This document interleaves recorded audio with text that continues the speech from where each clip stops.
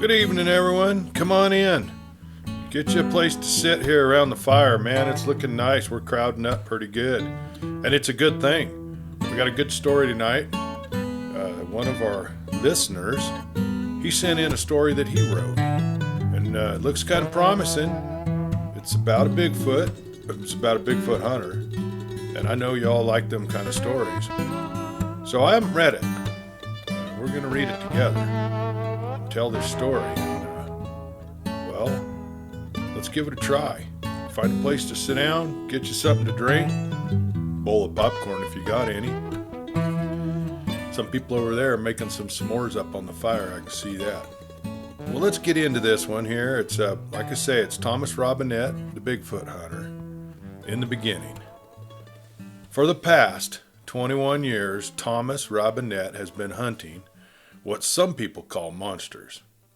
Others call a mythical animal, and still others claim to be a hidden race of people. If you met him on the street, you'd probably just walk by him, not even give him a second thought. Unless you were a woman. See, when women see his 6'2" frame carrying his 245 pounds, his dark olive tan, short and curly black hair, and his light blue eyes, they usually give him a second glance and a smile.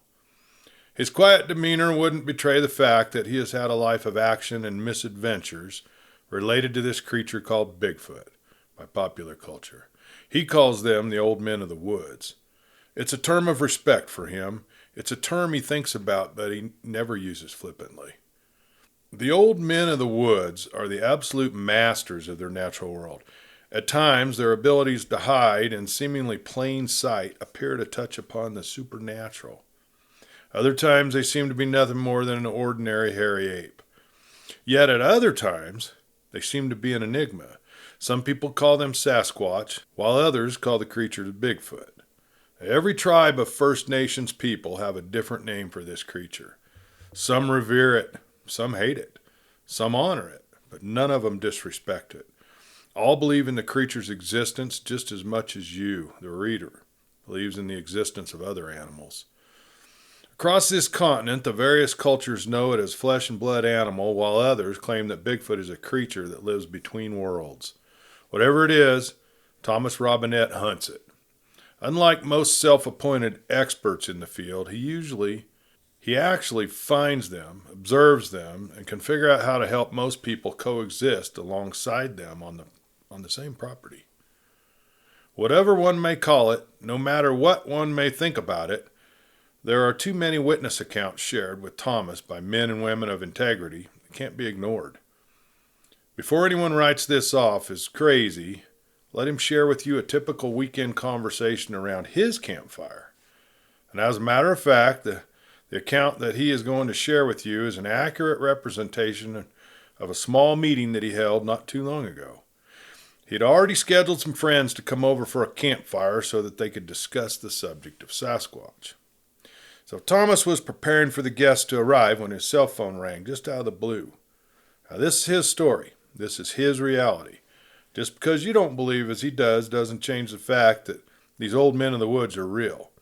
If you enter the wilderness with your unbelief, that doesn't guarantee your safety either.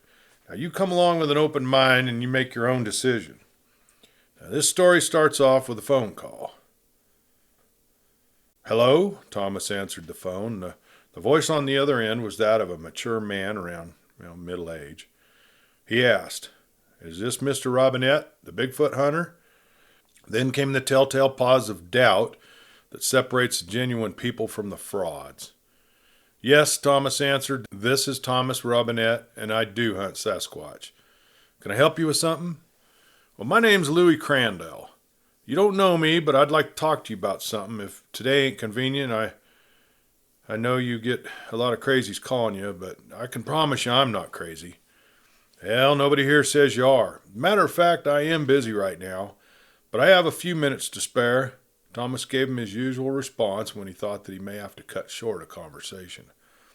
However, this guy didn't seem to be a scoffer. "Well, where are you, Mr. Crandell, is it?" "Yeah, my name's Louis Crandell. Mr. Crandell is my dad. Just call me Louis or Louie like everyone else does. I'm actually from Oklahoma, but right now I'm living with my wife and my kids in a little place called Rainsy, Mississippi. Okay, Louie, Thomas replied. I actually live in Jumperstown, Mississippi, so I know your area really well. Now, what can I do for you today? Well, I've seen some things that I can't wrap my head around here in the woods when I was in Oklahoma some years back. Now, after moving here to get away from what I saw in Oklahoma, I need someone to talk to. People on the Facebook page that I follow say that you can help people without making them seem stupid or feel like they're lying. Can you really do that? Because I was told that you're the big expert on Bigfoot, and I do need some expert help. Well, understand one thing, Mr. Crandall, Louie, Thomas stated. There are no known experts on Bigfoot. I saw one day when I wasn't looking for one. I was hunting in southeast Texas some years ago. I was tracking a deer that I shot with a traditional native longbow. The blood trail just stopped. Now I circled around that last drop of deer blood for 25 minutes before I noticed blood on the trunk of a tree about 60 feet away.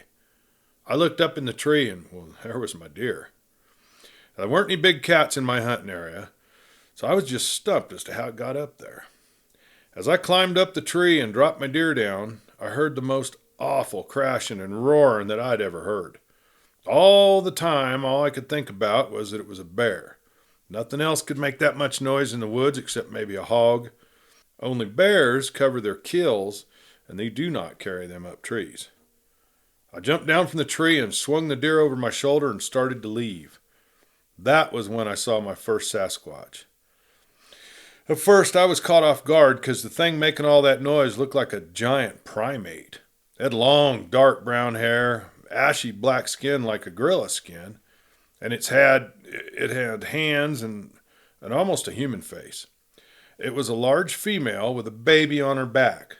Now she came crashing out of the underbrush and was upset that I got the deer that I had shot down. I knew it was my deer because it still had my arrow shaft sticking out of its shoulder.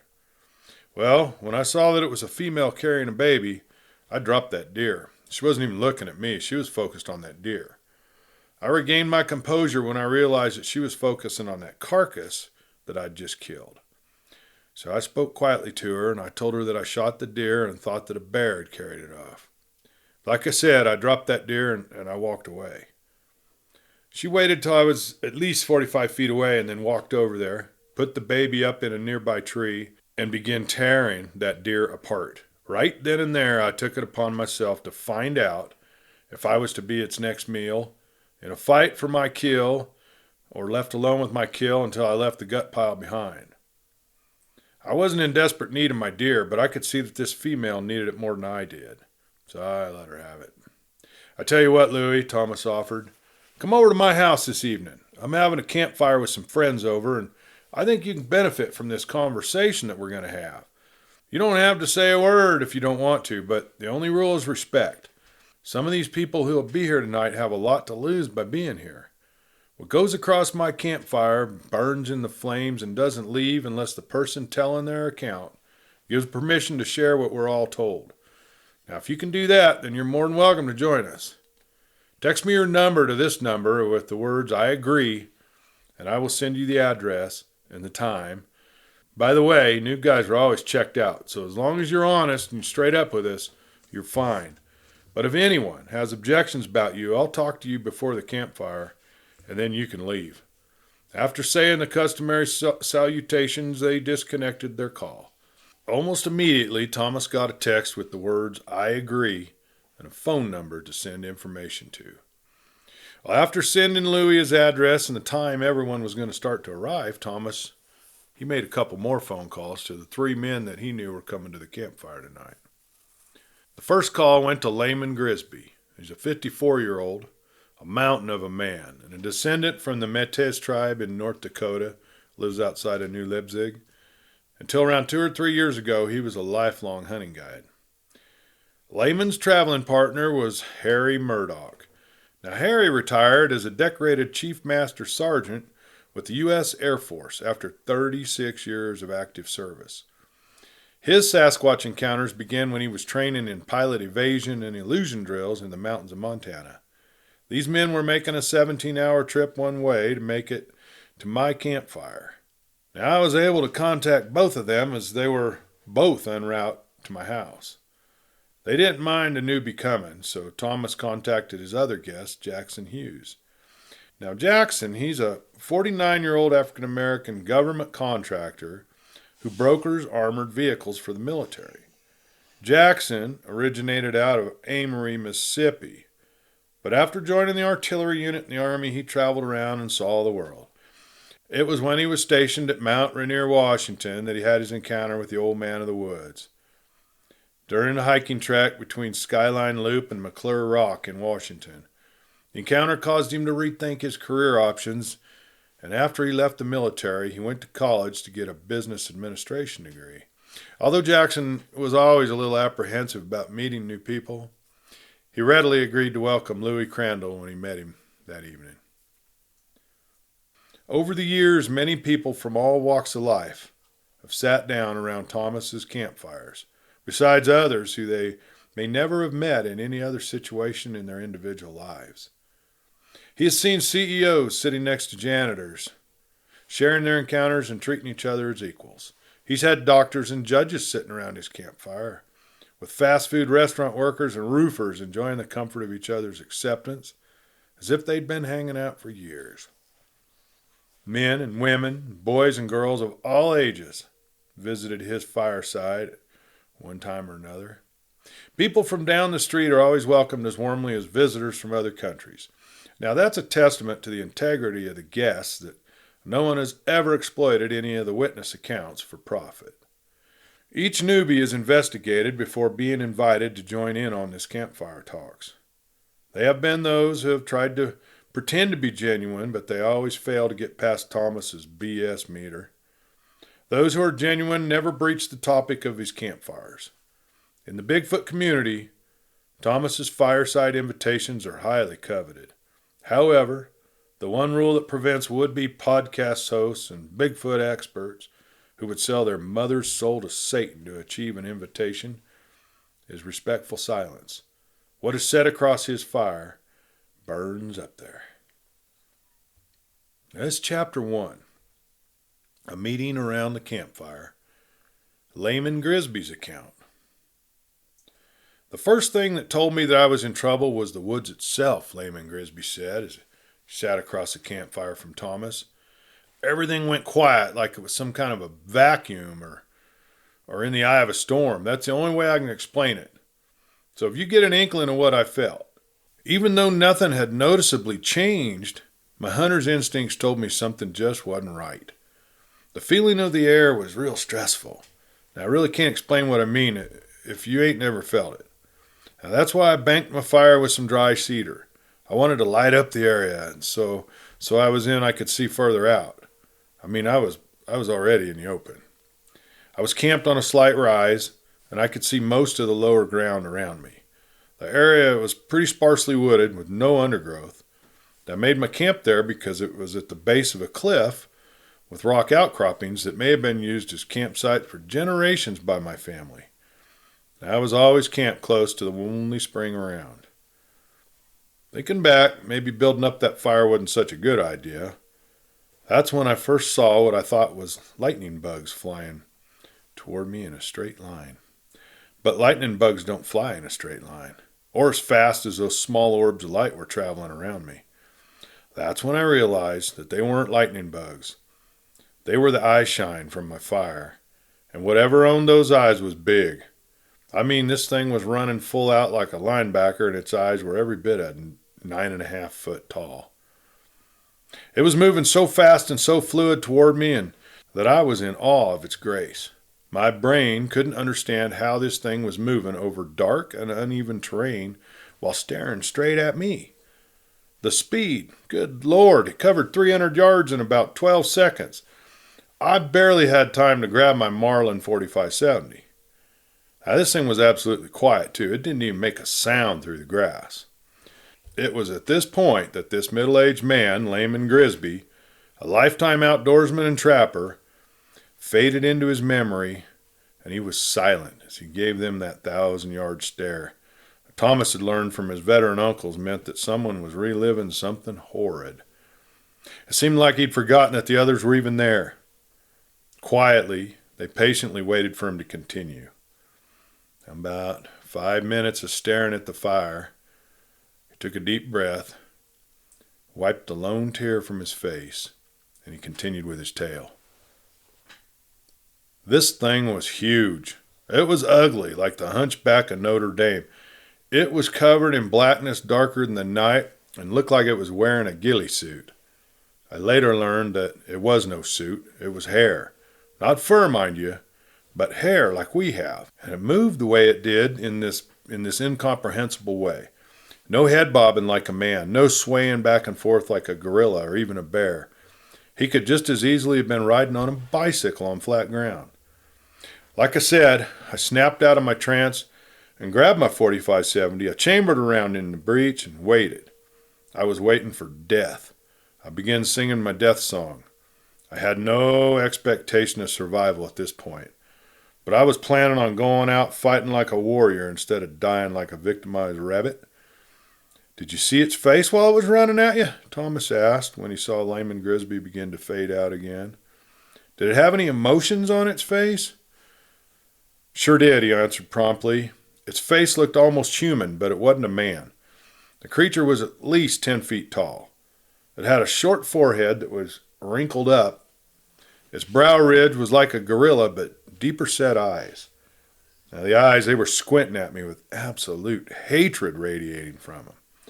Those eyes were intelligent, though. The thing was deciding what to do when it got to my fire. I was somewhere that I shouldn't have been, and I could see that this thing was the big boss man of these woods. I felt that I was about to pay the piper before I even knew that the dance was about." Layman took a deep breath and sighed. Thomas could tell that he was again reliving that personal hell that he couldn't escape. Layman was visibly trembling, and he had subconsciously felt for his knife handle that was hanging from its belt. His eyes cleared as he swallowed hard. He took another deep breath and continued. The aroma of coffee and smoke permeated the air around him. This thing's nose was huge. It was larger to its face than a man's nose is to his face. The nostrils pointed down like a human nose, but the nostrils stretched to the center of the pupils on each side. It was flat, too. That thing couldn't hold up spectacles on his nose if he wanted to. And the mouth was really wide.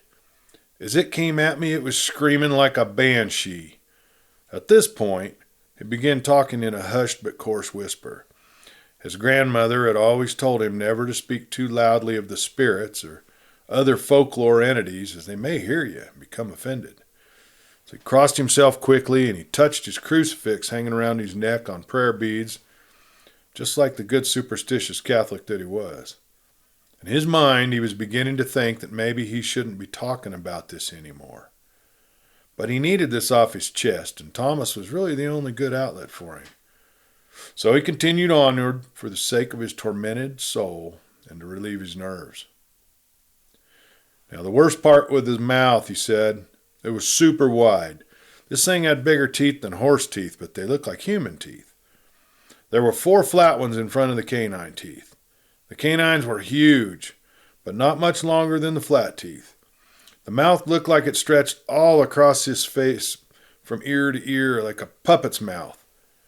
Then there were these horrible growls and screams that it was making.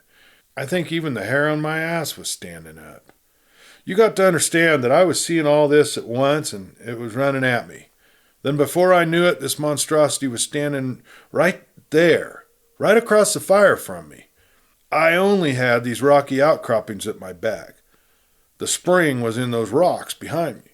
My fire was outside of the opening between the 2 largest boulders there, and my back was up against that boulder behind me. I was staring at this thing that wasn't human. It wasn't no animal either. I don't know. My father later told me that what I saw was Shia Tonka. That means the big elder brother. As I stood there with my rifle pointed at it from my waist, I had no recollection of standing up. I had not felt myself exert any kind of energy because I was just numb from adrenaline. I just knew all things were about to get bad, he said through the latest wave of emotion that was swelling up inside of him. Well, what happened next? Another guest, Jackson Hughes, asked him. Now, it was apparent that Layman Grisby had survived his ordeal, or he wouldn't be here telling this story. Well, there he was staring at me across the fire, like I said, Layman continued. That thing reached out for me and I must have passed smooth out. When I woke up, I was lying horizontally on my back, on my saddle blanket, with my head resting on my saddle. I opened my eyes to see that big creature sitting across the fire from me. The expression on his face went from calm and almost pleasant to murderous when he saw that I was awake. I must have been out for a while because the fire had died down to coals, but the light was reflecting off all the surrounding boulders enough for me to see. All of my stuff was scattered out of my saddlebag and my duffel. The 4 coyotes that I had caught in my traps that day were gone except for the head and part of the hide still attached to him. I think he ate them. I couldn't hear my horse moving around, so I looked over there to see if it was okay. His picket line was broken and a short piece of rope still tied to it. Looks like he'd escaped. When he showed up at our main camp without me, the others in my party tracked his steps back to me, but that was later on. I looked over at the spring and there was another adult, a female by the looks of her, sagging breasts, 3 smaller ones. 2 of them were the same size. They were around 4 feet tall and wiry looking. The other one was about 9 inches taller and heavier. You could tell that they were the children of those 2 adults because they shared physical traits of both parents. When the bigger adult, a male I guess, saw me looking at the younger ones, he jumped across the fire and landed on all 4s and screamed at me so loud it felt like my eyes were going to shake out of my head. I could feel the scream in the nerves of my teeth. I must have passed out again because when I woke up, they were all gone, and I had emptied both my intestines and my bladder all over myself while I was unconscious. Well, I stripped down naked and drew water from the spring in a tin bucket that we always left in the cache there, cleaned myself with. After I finished cleaning up, I found my extra clothes strewn about the camp and was getting into them. And that's when my partners found me, see. Layman Grisby swallowed the last bit of cold coffee in his cup and got up to go over to the coffee pot on the wooden picnic table behind the group to refill his mug. Looking at the other men around the fire, Thomas could tell that they felt he was telling the truth. Layman, he was a lifelong hunter, trapper, and big game guide until just 2 years ago. This man was an intimidating figure to look at if you didn't have the pleasure of knowing his quiet demeanor and well-mannered ways. At 6 feet and 4 inches, he towered over most of us. His onyx hair was dusted with light gray along with his temples, even though his beard lost the battle with the frosting a while back. His mustache was still darker than his beard. At 320 pounds, he wasn't fat either. He was just a big old country boy that was strong as a mule. He had an expert's resume of hunting. He had hunted Cape buffalo, lions, hyenas in Africa. He had tracked Siberian tigers and Kodiak bears in Russia's Siberian wilderness. His trapper killed every large mammal in North America and even went to Europe to hunt wild hogs. After filling up his cup, he returned to the fire. Sitting around the campfire were 5 men from different walks of life, but united by unbelievable events that only the group as a whole could understand. The group was just a small portion of the greater group that sometimes arrives at these campfire meetings. Visiting along with Layman Grisby tonight was Harry Murdoch. Harry was a retired Chief Master Sergeant in the Air Force. Remember, he was 6 feet tall, 265 pounds, and completely bald and pretty well groomed after leaving the military. He became an electrical lineman so that he could work in the wildest country, all away from those that didn't agree with his slow reinstatement into civil life. It was a wild place, like one of those places in South Dakota, that he had his encounter with the old man of the woods. "Mr. Grisby, why do you think that the Sasquatch male let you live?" asked Louis. "I mean, he acted very aggressively and even many may say savagely or uncivilized." "Well, call me Layman, or Grisby if you don't mind," Grisby began, and he continued. "I have sat up many sleepless nights in these past months trying to figure that out myself. Everything that I saw that night told me that I wouldn't see sunrise in the morning. My father told me that the Chiatanka doesn't kill just because he can kill. Everything in life has a balance. Life is precious to everyone in the world but man. My uncle heard from my father what happened, and he stopped by my home to talk with me about it. We went into the sweat lodge and spoke quietly between us as we built the fire. He told me that the Wakantanka was with me that day, or else I would have died. My uncle said that I must have been showing respect and peace to him, or else Chiatanka would have torn me apart. No one in that tribe had seen a family of these in years. To come between mother and offspring would have been worse than rubbing honey on yourself and running between a sow bairn or cub. I think that the need for water was dire for that Chiatanka family, and in Chiatanka's mind I was keeping all of it for myself. When he saw that was not my intention, I think he put me in my place and let me live since I was unconscious, but I really don't know the thoughts of his kind. When you woke up, Thomas asked, you said that you were laying on your saddle blanket with your head on the saddle like a pillow. How do you think you got there? Yeah, when I first woke up, they were gone. I noticed that my flannel shirt was ripped, Layman answered. Later I looked at it and saw there was what looked like a giant muddy handprint over my shirt. I was also bruised across my whole rib cage. I think that male picked me up and sat me over there to keep me away from the rest of his family. You said that your ribs were bruised, Thomas observed. Are any of them broken, or could you see anything that may have been imprinted on your ribs where that male threw you down? Layman Grisby sat there quietly for a long time before he answered my question. Thomas could tell that he was contemplating whether to answer or not. Taking a deep breath, he said, when I got back to our main camp, there was a man there who was a field medic in Vietnam. He looked over my bruises and told me that it wasn't just random bruises. The bruise was in the shape of a very big hand. It was like this thing grabbed my chest like a little girl grabs a Barbie doll. I still can't wrap my brain around that. Layman, asked Louie, have you given up hunting since you had your encounter? No, sir, Grisby answered. Hunting is the only thing I know and am good at. I try to hunt with others as much as I can, but even then I keep my head on a swivel and go out armed to the teeth. Whenever I take on a nuisance animal job now, I carry 2 of my dogs with me. If they ever head out of an area in a hurry, I'm right there with them. I saw Chiatanka once and I lived. I can live a happy life never seeing him again. If I ever come across another one, I hope that I see him or her first so that I can avoid him. The ancestors said that they traded with Chiatanka, but all I want to trade is exit routes. Well, at this point, Harry Murdoch stood up and walked over to grab some oatmeal cookies and more coffee. He looked over at Louie, hadn't touched as much as his coffee. Crandall, he said, if you're going to last around here, you're going to have to learn not to neglect such good coffee as this. Robinette here is one of a very select few civilians that can make good, strong coffee.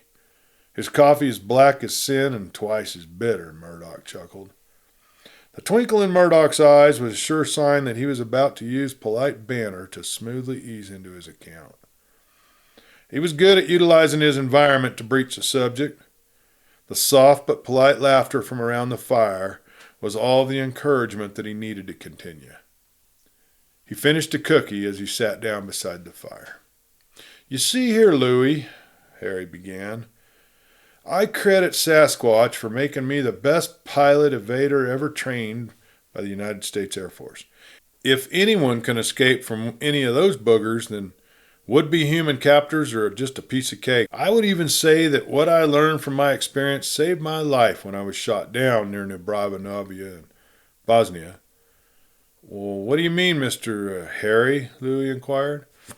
Well, what I mean is that because of the ordeal that I went through during my pilot training, I was not captured by one of those scorpions who shot down the AC-130 I was piloting over a mountainous region of Bosnia near a small town called Potokane. The mission is still classified and I can't talk about it except to say that I evaded and I eluded soldiers who were hunting me for 2 weeks before it made it to a safe location where I could contact my CO and get lifted out of there. This happened about the last week in November of '95. I remember that because I was back on base for less than a day when Scuttlebutt said that Clinton signed the Dayton Agreement at Wright-Patterson. Well, thank you for your service, sir, Louis said. I always try to thank those that serve because I never got the opportunity to do so. I went to volunteer 4 times, but my medical history prevented me from doing it. I served as well, Jackson commented. You may not know it, but that doctor who sent you home may have done the biggest favor of your life. I was a private first class in the artillery when I had my Sasquatch encounter. It was enough of an ordeal for me that I was medically discharged honorably because I couldn't go back to the field after I told my story to the upper brass at Mount Rainier. I used my GI Bill to go to college and get my bachelor's degree. Well, thank you for service as well, Jackson, Louis stated. I wasn't intentionally leaving you out of my thanks, Jackson smiled and nodded his answer. Well, interjected Harry, if you wish to hear my encounter story, you may want to refill your cup. Then looking over at Thomas, Harry said, Robinette, if you don't mind, I'm going to step behind one of your pines out there and water it before we get on with the encounter. Well, this here is Harry Murdoch's account. Now, it was late September when I had my encounter, Harry Murdoch began after repositioning himself on the pine log that was used as a seat. My class had just finished our pilot certification courses a couple weeks earlier. We were being prepared to learn pilot evasion and eluding tactics in a mountainous region right along the Canadian border in Montana. I had been stationed at Fort Malmstrom in Great Falls. We'd spent about a week jumping out of planes and parachuting into forested areas. Our team leader told us that this trip would be the first day of pilot survival training. We were buddied up with a partner to simulate pilot and co-pilot ejecting together. Now, our briefing, we were given the coordinates of where our exfiltration point would be for our exercise. Our instructor told us to get ready for takeoff and to understand that once our feet left the ground, absolute nobody was friendly until we reached the pre-assigned pickup point.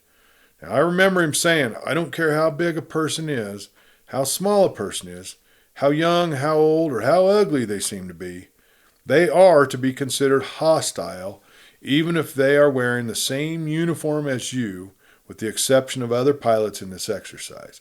If you run into each other in the wild, you're better off helping each other. This includes any pilots that didn't jump out with you, not only the ones in your plane. Well, my jump buddy was Charlie Agee. We had each other's back all the way through pilot school. He was a smaller man than I was. He was 5'9", about 140 pounds, soaking wet. He was a country kid from Wayne County, Tennessee. And since I had family in Cypress Inn and Lutz, we felt like we almost knew each other when we met. Hell, we'd even dated the same preacher's daughter at different times in our lives. He was a good brother.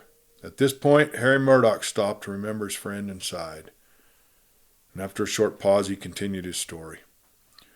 Our team leader came by and informed us that we were to go down to the weapons locker and check out a K-bar knife, a Colt 1911 45 ACP, and 2 extra magazines. He stated for this exercise we were to be issued blanks, which were only to be used to signal if we got hurt, if there was an emergency, or if we came across predators just to scare them off. Well, I grew up in the woods of North Dakota, Alabama, and south central Tennessee. I refused to go into the wild unarmed. So I had bought myself 4 45 ACP magazines that were compatible with the 1911. I loaded them with full metal jacketed hollow point 230 grain bullets. I used electrical tape and taped them to my legs just above my ankles inside of my boots. Now, this generally wasn't allowed, but we adhered to the don't ask, don't tell policy that was in place at the time. It wasn't unusual for us to pack extra personal items when we went out on forced marches. So long as it wasn't something obvious, we tended to not have any issues. Aggie and I agreed that since we would be jumping together, that I would trade him 2 magazines once we hit the ground for some homemade jerky that he was bringing along. He always seemed to be making stuff for our marches. We checked our chutes and went to the plane. We were the last to arrive, so we were the first to jump. We flew out of Fort Malmstrom and had a jump site near Fort Peck Reservoir. Our exfiltration point was at the Boy Scout camp off of Highway 117. We were given topo maps and a compass and told where to jump. We were also given GPS trackers and RFID tags for our parachutes since we were expected to cache them after we jumped. A cleanup team would recover them after the exercise was over. We left out at 0200 that morning. That 293-mile plane ride was just over before we knew it, and the jump light came on. So we got up, clipped our ripcords to the line, and prepared to jump. Charlie jumped first because he was simulating the co-pilot. I counted to 3, and then I jumped as well. We drifted apart a little ways, so I was looking around for him as I was watching my altimeter. At 2,100 feet, his canvas opened. A strong side wind caught his chute and blew him off course. I fell about another 100 feet, got out of the crosswind before my canvas opened. We each had an ear comm to maintain communications with each other, as well as our instructors should anything go south. As it happened, Aggie landed farther up the side of the mountain than I did. And once we got on the ground, rolled up and stashed our chutes, Charlie made first contact with me on the mic. "Zip City, this is Collinwood." He hailed me using our call signs. "I saw you land and I'm about 3 clicks north of you and uphill. You sit tight and I'll make my way downhill to you. Find us a good hiding place so we can settle down before the sun comes up." "Wilco," I answered. "Collinwood, this is Zip City. I'm out." 10-4, Zip City, this is Collinwood. Don't let me slip by you. Over and out. I looked around till I found an old fir tree. It had branches all the way to the ground with a deep layer of dead needles underneath. I was about 30 feet off the trail, but the trail was visible from underneath it. So I pushed aside one of the lower branches without breaking it and laid down on the ground. I took my hands and moved the dry needles around so that I kind of made a ranger's grave out of it. I also used the needles to hide my lair by pushing them up against the bottom limbs of the fir tree. There was enough room for 2 people to be comfortable under there. So I sat up against the trunk of the tree and I waited for Aggie to get there. And while I waited, I took a magazine from my left boot and exchanged the blank-filled magazine with live rounds. It was worth the reprimand to me at the time not to get caught unarmed in the wild. And before long, I'd become comfortable, and I actually drifted off to sleep waiting on Aggie. About 30 minutes before sunrise, I got an ear-comm transmission from Charlie. He was scared out of his mind, or so I thought at the time. "Collinwood, calling Zip City," Charlie called across the mic. "Murdoch, there are things out here following me that ain't people. They don't make people this big, and they ain't wearing ghillie suits either. Shit, they're covered in hair." "Collinwood, repeat that," I answered. "Tell me what you're talking about. Where are you?" I knew Charlie well enough to know that he didn't panic in the wild. Something or someone was out there, and he was in the thick of something that had him spooked to the point of being batshit scared. "Zip City, these things are trying to herd me away from your location," Charlie said over the comm. "I feel like they're hunting me like a deer or something. Get someone out here. Hell, tell them to send everybody out here. These things are over 8 foot tall. I don't know, maybe 700 pounds easy." "Can you see him now?" I asked him to try to calm him down. "Damn straight I can. They have me surrounded." The anxiety in his voice was almost tangible. "What are they doing now?" I asked him. "I think that they are arguing," he exclaimed. "Can you try to keep moving?" I asked. "Take out your light and turn it on. Shine it up in the air. Maybe I can see it." I told him to do that so he'd try to help me pinpoint where he was. About a half of a mile uphill from me and to the east of me, I saw the light beam shine through the pre-morning fog. "Oh, shit!" Charlie screamed across the comm. At that moment, I saw what could only be a flashlight catapulted off of the top of the mountain, just like it was shot with a water balloon launcher. It fell down through space like a falling star that was in deathspin. "They got me, Harry," he screamed. "One just grabbed my light, threw it off the mountain, and they grabbed me. Whatever you do, Harry, stay hidden. Don't let those things get you. I think they're going to eat me. God help me, I ain't going to make it, Harry. Tell my mama I love her, and I'm thinking about her now. Oh, shit, stay away." Now, that was the last transmission that I received from Charlie Aggie. The next thing I heard was his .45 shooting off his blanks. He emptied his magazine. From above me, I could hear screams from Charlie, and the most terrifying roars, screams, and howls combined to finally down out Charlie's. For a brief second, I had a A sound come across my earcom that sounded like some wild animal ripping apart raw meat and chewing. I immediately got out of the long-range communication radio and radioed my exercise chief. I told him what had happened, that Charlie was killed and I needed to get off that effing mountain. It turned out that they had heard everything through the surveillance equipment that was broadcasting from the AC-130U that was monitoring our exercise. My CO told me that my mission hadn't changed, that it was my job to get off that mountain as fast, as stealthily, and as I saw fit to do so. He told me my exact location on that mountain, gave me an optional route, the nearest search team that was out there to hunt us down. After that, he told me that the success of my training mission depended upon my best judgment. Then he told me to adhere to radio silence unless it was an emergency, and he would be waiting for me at the Boy Scout camp of the Cold Beer. I never knew what emergency he meant. Right then I knew that I was on my own. A rain that seemed to have been non-existent suddenly began to pour down out of the fog. I hunkered in as close as I could to that fir tree's trunk. I covered as much of myself with needles as I could, and I waited for the sun to rise. I prayed that daylight would bring safety. What I didn't know at the time was that my ordeal hadn't even started yet. I stayed still.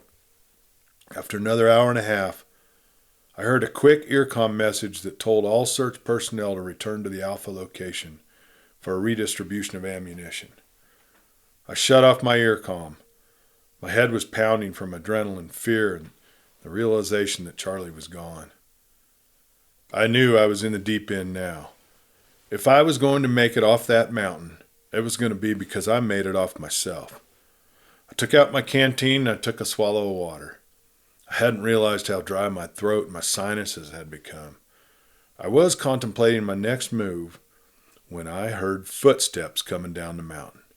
Terror hit me when I realized that there were multiple individuals walking. I stayed where I was. I was frozen like a baby deer. The next thing that I heard was sniffling like a bear makes when it's trying to smell a marmot out of the ground. Now I was already still, but when I heard that sniffing, I was even too afraid to breathe. That's when I realized that there were 3 things sniffing around my tree. Now I sat as still as I could. When I did breathe, it was a shallow breath that was exhaled slowly. I just knew that I'd be caught by these things. As I began listening, I became aware of their smell. The odor that assaulted my nostrils smelled like a wet dog, blood, raw sewage, and rotten chili, all mixed together. It was potent as well. I had to sit there in silence, suffering as these things lounged around my hiding place. After 37 minutes and 3 seconds of absolute olfactory torture, these creatures got up and moved on off. As they were leaving, I saw one of them throw something down by the trail as they meandered off back up towards the top of the mountain. I sat there for another 2 hours waiting to see if I'd been discovered and if I was going to be ambushed when I left my hiding place. After taking that time to eat a small MRE, I decided that it would only be a matter of time before those things came back, and I wasn't planning on being around if they did. So after the sun came through the clouds, I moved on downslope towards where I'd caught the Boy Scout camp was located. I stopped where that discarded object was and picked up Charlie's dog tags. "Wow, that's absolutely terrifying," Louie stated. "Hell, that ain't all of it either," Layman Grisby said. "Tell Louie about getting to the camp, Harry."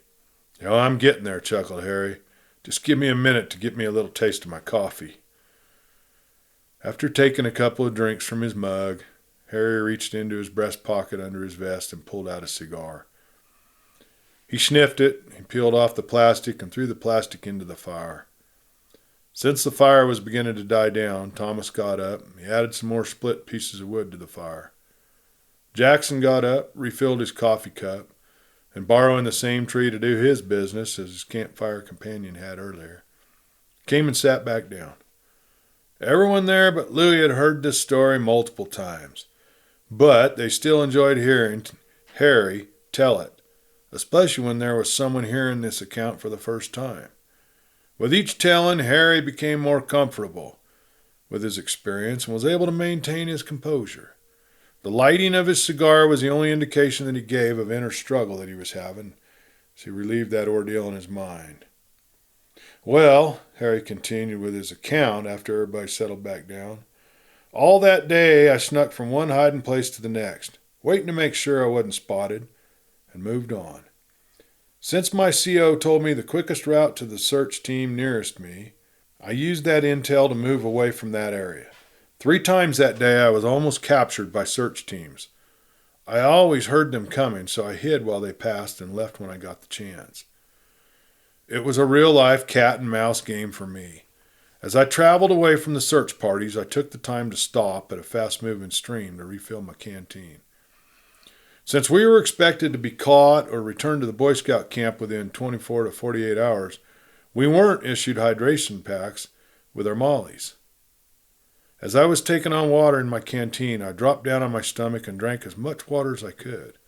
Before coming down to the stream bed, I had urinated and noticed how dark yellow my urine was.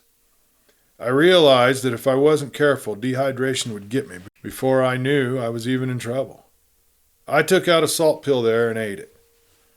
When I finished, I was about to get up and go on about my business when not more than 40 yards upstream from me, I heard someone yell, "What the hell?"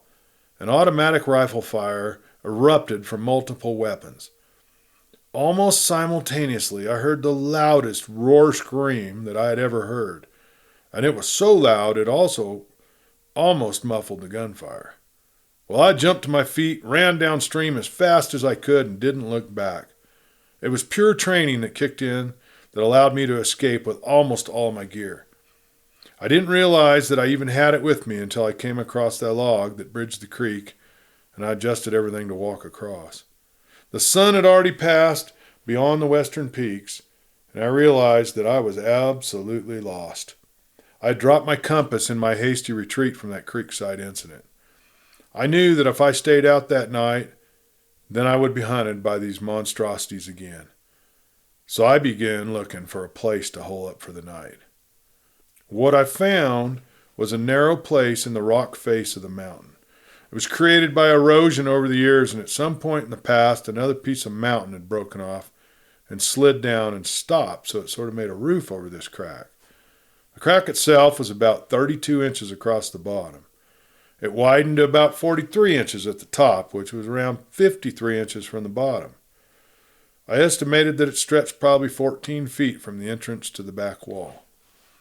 What made it ideal for me was that there was another boulder that had fallen before the top rock had, and when the roof rock landed, it made a tight corner that you had to turn around to get back into.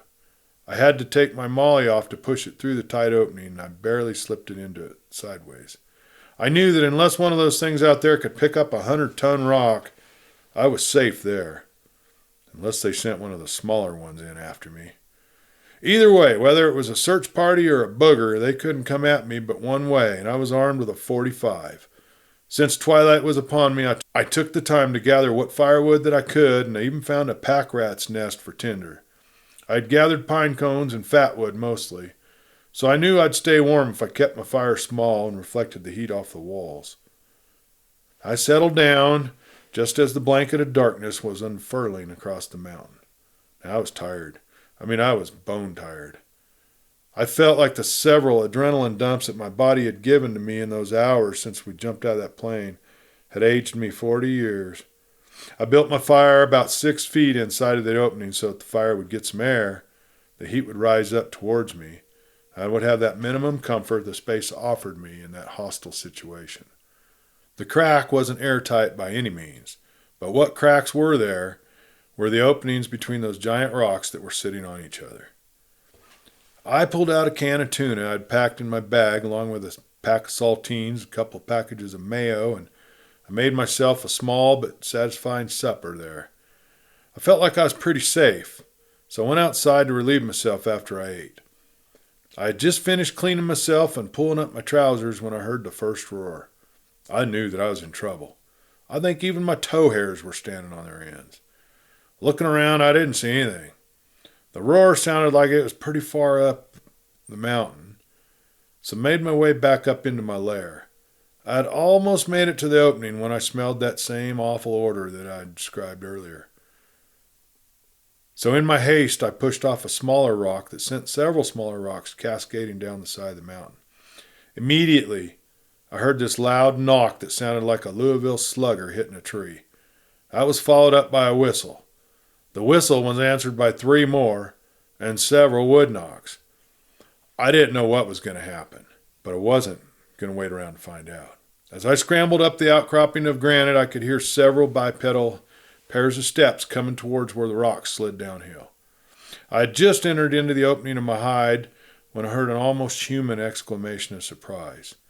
That noise spurred me into action, and I just made it into my place when I heard 2 of those creatures outside of my entrance. They were sniffing around and seemed to be discussing something in what sounded like a Proto-Asian language. I stood up and was looking through the cracks between the boulders to see if I could see any sign of them. My small fire lit up the interior pretty well without burning too much of my wood. As I looked through the crack, I saw 2 sets of large eyes look through the same crack back at me. I think that they must have smelled the smoke and saw the light coming from inside the crack. I noticed that the one on the left of me squinted its eyes as if to get a better look at me. I figured I was silhouetted by the fire. The one on the right of me growled into the crack and screamed. It was deafening inside there. Immediately the set of eyes disappeared, and I heard it trying to move the colossal stone that was my shelter ceiling. It couldn't do it. It began throwing a temper tantrum. The second one began helping, but even both of them couldn't move that rock. The creatures changed tactics on me. They began trying to get into my entrance. At first they were beating on the rock at the opening to see if they could move it or break it or whatever their thinking was. That didn't work for them either, so they began growling and roaring into the opening. I could feel the vibrations of those vocalizations. One dropped down quadrupedally and began reaching its arms into the opening. Its arm was so big that it barely got its bicep through the gap. It was reaching frantically and trying to grab me. I was terrified. I knew that I had to think. Fear is the enemy became my mantra. I knew I had to come up with a serious plan fast. I was stuck as far back as I could get, and those animals were beating on my fortress with what sounded like tree trunks. One kept trying to grab inside and was really making me nervous. Those howls turned into deep guttural growls. I took a firebrand out of my small fire and held a pine knot with a forked stick. While that creature was grabbing at me, I poked its hand a couple times with the stick. That action only infuriated the creature. It began grabbing towards me. I lit that pine knot with the brand and thrusted the burning wood into the creature's hand. In the process, I set the hair on his arm on fire. The hair was greasy to begin with, so the flames caught really quickly. The thing screamed with pain and surprise and pulled out its hand.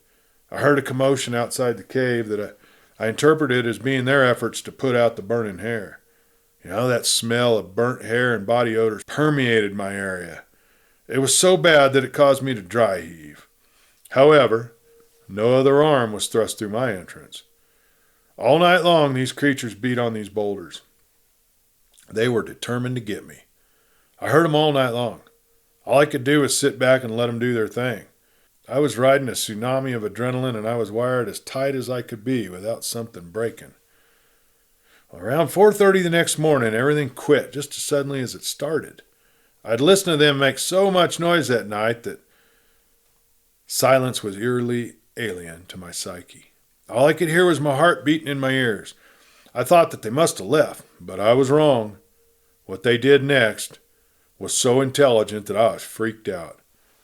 At some point, one or more of those creatures had went and found a limber sapling. It looked like a cottonwood tree by the bark. They began poking this stick into the opening around the corner. They slapped my fire and scattered it. I don't think that they knew how deep the crevasse was. They couldn't reach me, even though their grunting and grumbling told me they were trying. While one was poking the stick, 4 others were stationed along the crack and looking for me.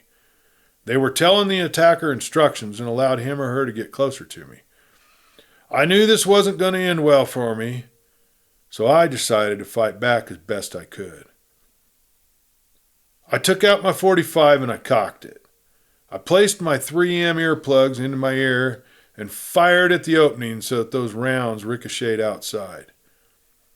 After the ringing in my ear subsided, I heard what sounded like a human woman crying in anguish. It reminds me now of the wailing that mourners in the Middle East do at a funeral. But I didn't know that sound at the time. The handler of the sapling had stopped wiggling it around, so I grabbed my end of it and pulled it inside. I quickly took out my K-bar and cut up the wood into pieces that I could burn. I didn't know how long this ordeal was going to last, but I had to use whatever resources I had at hand. On the other end of the sapling, there was a sizable bit of blood on it. The blood was rich, but so dark red that it was almost black. It had a pungent iron odor to it, much greater than human blood contains. The blood also looked oily, and when I saw that these creatures could bleed, I had hope that they could either be beaten or convinced to leave me alone. I sat down and I opened my Molly. I had to think of a way to convince these creatures to leave me alone. I was rifling through my Molly and I found several packages of salt and some salt tablets. I also found some packages of black pepper that were left over from earlier MREs that I'd packed in one of my zippered compartments. When I came across 2 juice packs with straws, I knew how I could deter them. Hopefully, anyway. And in that kind of situation, hope is all you need to begin to formulate a plan. I took out one of the straws and I used my hand to funnel salt into the straw. If this worked as I hoped it would, I would be able to hit these giants when they were at their weakest. I rose up and I looked out of my lair through the crack that I had used before. By this time it was around 5:25 in the morning, and that pre-dawn glow was just forming in the sky.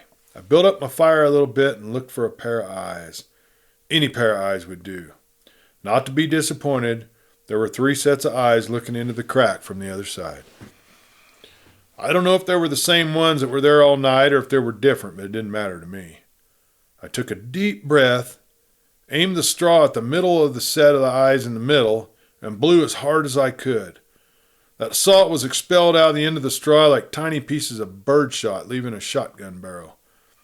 I scored a direct hit on the creature's 2 eyes and was rewarded with a bellow of surprise and a scream of pain. I quickly picked up the straw and funneled black pepper into it. I looked up through the crack in time to see another set of eyes looking into the crack. On my left, I quickly ejected the pepper into those eyes. The same response was repeated. There was a bellow of surprise and a scream of pain. This time the creatures didn't stay quiet after the initial scream. It kept wailing in agony and could be heard running down the hill toward the direction of the creek which I had escaped the previous day's encounter. As the sun began to rise above the peaks around the area, I noticed that little by little I heard less and less noise from outside. I had planned on waiting for them to leave and make my escape from that stone prison, but after the adrenaline calmed down, I crashed. One minute I was eating from a can of Vienna sausages, I took a drink of my water, and the next minute I was waking up to find that I had slept to nearly 1600. I went outside and saw that the area looked like a Class 5 hurricane had hit the mountain. There were splintered pine trunks and pieces of tree trunks strewn everywhere. The boulders were chipped where the large tree trunks ranging from 8 inches to around 20 inches were literally pounded into pulpwood. I knew that there was no way that I was going to make it off that mountain that day. So I took my time and I picked up as much fuel as I could for the night ahead. I stacked the wood in the back of my domicile so that it would stay dry. I took the time to pick out pieces of fatwood for the wrecked trees also. After I finished, it was almost 1740 hours, and I needed water. I decided it may be safe to run the 40 feet downhill to the water's edge to get more for my night ahead. Once again, I filled up my canteen and drank my fill of as much water as my stomach could comfortably hold. I also took a salt pill to prevent dehydration. I was on my way back to my lair when I heard the first sounds of rock clacking. Then, from somewhere below me, it sounded like a motorless bulldozer was driving up the steep incline. I ran to my hole as fast as I could and didn't look back. I barely made it inside when I heard this massive object crash into the rock outside, and a giant hand grabbed at my leg. My foot slipped out of my boot as the creature tried to rip my leg out of the hip socket. I pulled out my boot, smelled it or snorted, I really don't know which, but then it threw the boot back into the hole as hard as it could. The boot bounced around inside and I caught it just before it hit me in the head. I put it back on my foot and silently appreciated the creature's hot temper that returned my boot to me in disgust. All that night, those creatures tried to get me. They continued pounding on the outside with sticks. Once they tried to poke a smaller tree trunk into the crack that they were looking into, see if they could leverage the boulder to move. Their mistake was using a pine tree that had resin in it. When the piece of wood broke off, I lit it on my side and let the thing burn and smoke up the hole. The heat from the burning resin kept the creatures at bay for a while. Now, I didn't mention it before, but there was a crack above me that allowed air to come into my area. Most of the smoke naturally went out the top or through some other crack. When they started assaulting the wall of my safe place, I decided that I couldn't do anything else to improve my chance of survival. So I sat down and I cleaned my .45. I then only had about 25 rounds of live ammo left and 24 rounds of blanks. Thinking about my success with the assault, I decided to use the blanks in the same way and see if I could entice them to leave me alone. Once again, I replaced my 3M earplugs into my ears and I watched the crack for a peeping Tom. I built up my fire so that it cast out good light through the crack and I waited. My thinking was that this may not end well for me, but this clan's great-great-grandkids would hear stories about me and shiver with fear. These creatures weren't going to soon forget me. Now, I was waiting on them. 2 sets of eyes were lit up by my fire. As quickly as I could, I fired off half of my magazine of blanks through the crack. I knew that I didn't have a chance of killing them with blanks, but I was hoping that the burning powder would singe the hair around their eyes or burn their eyes enough to where they wouldn't be brave enough to look back in that crack anymore. Well, that seemed to do the trick. After the volley of blanks, there was an intensified effort to break my wall down, but no other individual dared to peek into my space through that crack. After another 30 minutes, there was a seized noise outside my lair. That's when I noticed a very rank odor coming through my entranceway. I quickly crawled up to the entrance and used my signal mirror to look around the corner. There was this huge, hairy back and buttocks sitting on the ground plugging up my entrance. The nasty thing was trying to use its body to keep me from escaping. I noticed that its breathing was slow and it seemed to be either resting or patiently waiting me be choked to death. This is all conjecture on my part, but that was all I could figure at the time. I lit another pine branch and lit the hair on his back. It took a second, but when that creature realized that it was ablaze, it ran for the creek as fast as it could go. There was no other movement in that area but that. So I banked my fire, slipped out the entrance, and made my way across the rocks looking for an ambush at any second. As quietly as I could, I made my way down slope until I came across a highway at the bottom of the mountain. It was deep black without a moon that night, but I still managed to flag down a trucker, ask him where I was in relation to the Boy Scouts camp, and let him talk me into accepting a ride there as he was heading over that way anyway. He dropped me off on Highway 117 about a half mile through the woods from the camp and wished me good luck. Now, as I got closer to the Boy Scout camp, I turned on my long-range communication radio, put my earpiece in my ear. When I turned up the volume on my ear comm, there was a hornet's nest of activity on it. The comm was loaded with search teams looking for pilot survivors. I heard one soldier call base camp and tell the CO that they had recovered the pilot's RFID and canvas. They had no clue as to where the pilot was. They said that they found the co-pilot's RFID and canvas. After a brief pause, the search team leader also reported that he had found spent .45 blank rounds, a place where some bad shit happened, and they had recovered a hand, 2 boots with feet inside, but no dog tags. I was weary to my bones when I stumbled into that camp. I saw a sign that read "Pilots Report Here," and I walked into the camp and reported my arrival to the lieutenant sitting at the desk. He unemotionally sent a message up the chain of command and told me to sit down and rest a minute for debriefing. I didn't have a chance to sit down before my CO exploded into the tent. True to his word, he was carrying a cold beer in a bottle. "Zip City," he addressed me by my call sign for the exercise. "Where the hell have you been and where's your co-pilot?" he asked me, handing over the beer to me. Sir, I've been completing my evasion and eluding exercise, sir, I shouted and threw down the bloody dog tags that I had recovered that belonged to Charlie. Sir, and here is my co-pilot, or all that I could find of him, sir, after you heard his last ear communication. My commanding officer plopped down in the chair that I was supposed to have sat down in and told me to stand at ease. I could tell that he was emotionally and physically drained.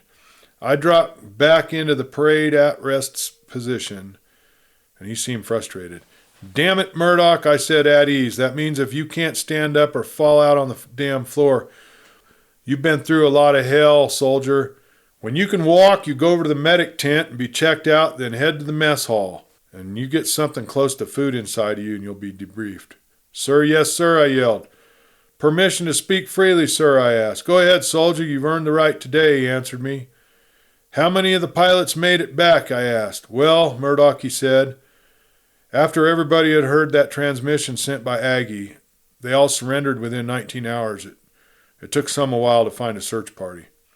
What about the search party that was attacked in the Delta Quadrant, sir, I asked. What do you know about that, soldier, he asked me, and how do you know but they were even attacked? Well, sir, I answered, I was laying under a tree sucking up as much water as I could hold about 45 or 50 yards downhill from him when I heard someone yell and automatic rifle fire had opened up. Since the shots weren't coming my direction, I figured that they didn't even know I was there. I used the noise to cover my ass as I escaped. I spent 2 days trapped in a crack in the mountain fighting something. That's enough, Murdoch, my commanding officer stated. Save it for the debriefing and don't talk about this to anyone. Oh, and congratulations, you passed your evasion exam. Carry on. Well, I chugged that beer as I went to the corpsman's tent and was checked out. I was mostly okay except for some abrasions and some bruising. I went to the mess hall and told the cook that I was told to report to him for some grub. He told me that all he had right then that didn't have to be cooked was a shit on a shingle that was preparing for breakfast. To his credit, he gave me enough SOS to feed a whole squad, and to my credit, I ate all of it. Then I was debriefed. My God, man, Louis exclaimed, that's some experience. I'm amazed that you're still sane and can talk about that even after all these years. That wasn't always the case, Louis, Thomas informed him. The first time he told that to me, I swore that I would never ask him to repeat it, till he advised me that he'd be okay with it. Harry took a while to come to grips with his experience, so now he helps others do the same thing. That's right, Jackson Hughes said. If it wasn't for Harry telling a larger group than is here tonight about his encounters, I may have never shared mine. Well, folks, there's a lot more to this story, and next time we get together, we're going to talk more about these guys and how they encountered these mysterious creatures that we call Bigfoot. Till then, be good, everyone. Have a great week. This is Clay Steele. Good night.